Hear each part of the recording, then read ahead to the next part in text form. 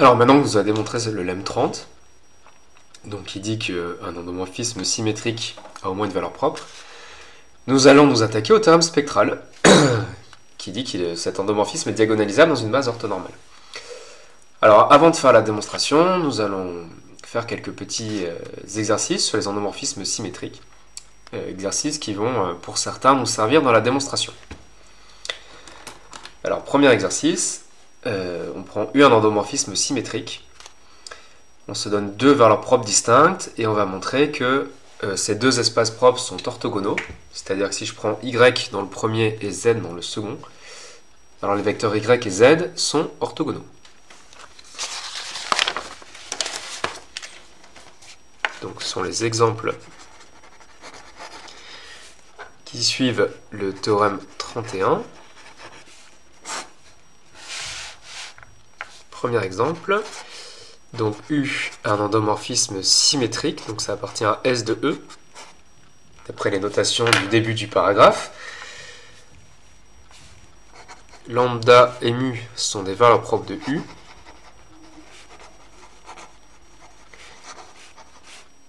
Distinctes. Et donc on se donne Y dans E lambda de U et Z dans E mu de U. Et donc on veut montrer que Y est orthogonal à Z, c'est-à-dire que le produit scalaire Y scalaire Z égale 0. Alors ce qu'on sait, c'est que U de Y scalaire Z c'est égal à Y scalaire U de Z, puisque U est symétrique, c'est la définition. U de Y, comme Y est dans E lambda U, U de Y ça fait lambda Y.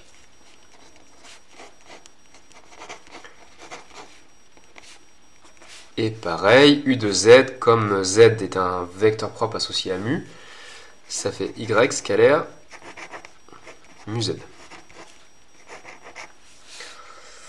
Par linéarité à gauche ou à droite, on peut sortir lambda et mu.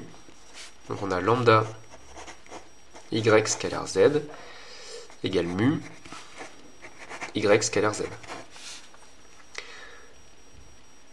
Alors si Y scalaire Z est non nul, on peut simplifier, on trouve lambda égale mu, ce qui est absurde. Donc comme lambda n'est pas égal à mu, on peut conclure que Y scalaire Z est égal à 0.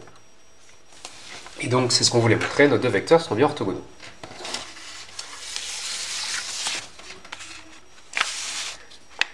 Donc je l'ai énoncé sous forme d'exercice puisque ça ne fait pas vraiment partie du programme, mais c'est un exercice très classique, les espaces propres sont orthogonaux.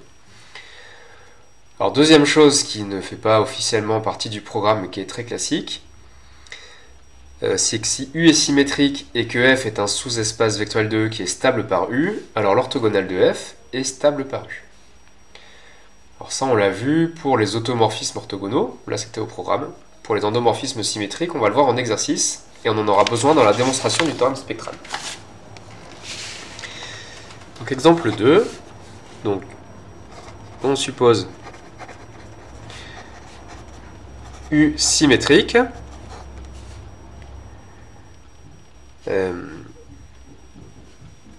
on suppose aussi que F est un sous-espace vectoriel de E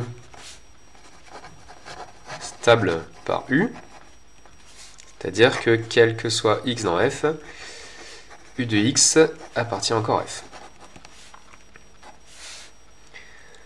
Et donc on veut montrer que F orthogonal est stable par U, c'est-à-dire que quel que soit Y dans F orthogonal, U de Y est encore dans F orthogonal.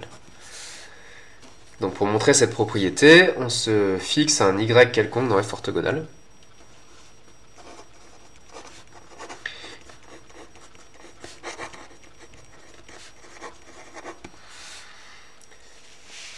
Et on veut montrer que U de Y est dans l'orthogonale de F, c'est-à-dire qu'il est orthogonal à tous les vecteurs de F. Donc pour tout x qui appartient à f, on calcule x scalaire u de y. Alors comme u est symétrique, ça fait u de x scalaire y.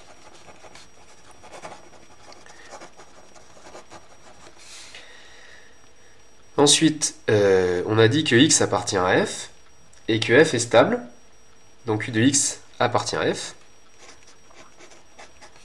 et y on l'a pris dans f orthogonal. Donc là on fait un produit scalaire entre un vecteur de f et un vecteur de f orthogonal, du coup ça donne 0. Qu'a-t-on démontré? On a démontré que pour tout x dans f, u de y est orthogonal à x, et donc on a montré que u de y est dans f orthogonal. Et donc, on a montré que si y est dans f orthogonal, son image l'est encore. C'est vrai pour n'importe lequel de ces y. Donc on a bien montré que f orthogonal est stable par u. Et donc comme f et f orthogonal sont en somme directe, dans une base adaptée à cette somme directe, la matrice de u va être diagonale par bloc. Alors là, avec le théorème spectral, on va faire mieux que diagonale par bloc, on va faire diagonale. Et il reste un troisième exemple. C'est la réciproque du théorème spectral, parce qu'en fait c'est une équivalence, mais il y a un sens qui est complètement trivial, qu'on va voir tout de suite. C'est que si on prend U un endomorphisme qui est diagonalisable dans une base orthonormée, c'est-à-dire il existe une base orthonormée de E qui est propre, alors U est forcément symétrique. Donc en fait il y a une équivalence, les endomorphismes symétriques sont exactement ceux qu'on peut diagonaliser dans une base orthonormale. Par contre, ceux qu'on peut diagonaliser dans une base quelconque, ils ne sont pas forcément symétriques.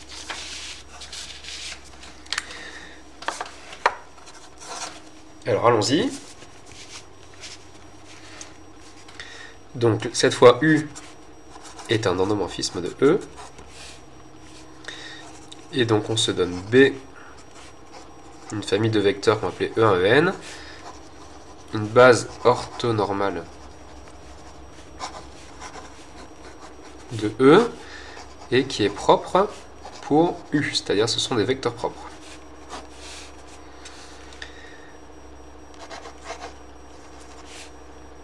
Alors si on appelle M la matrice de U dans cette base, elle est diagonale puisque c'est une base de vecteurs propres. Donc on la note comme ceci, M égale lambda n, où lambda 1 lambda n sont les valeurs propres de U, comptées avec leur multiplicité.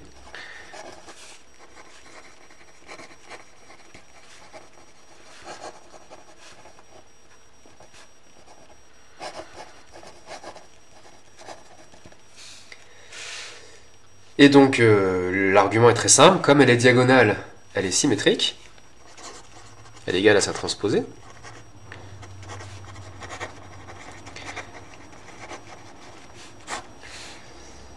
Et ceci termine la démonstration. Comme M est symétrique et qu'elle représente U dans une base orthonormale, le théorème 29 nous dit que U est symétrique. Voilà. Donc là on voit que ce sens-là est très simple. Si U est diagonalisable dans une base orthonormale, U est symétrique.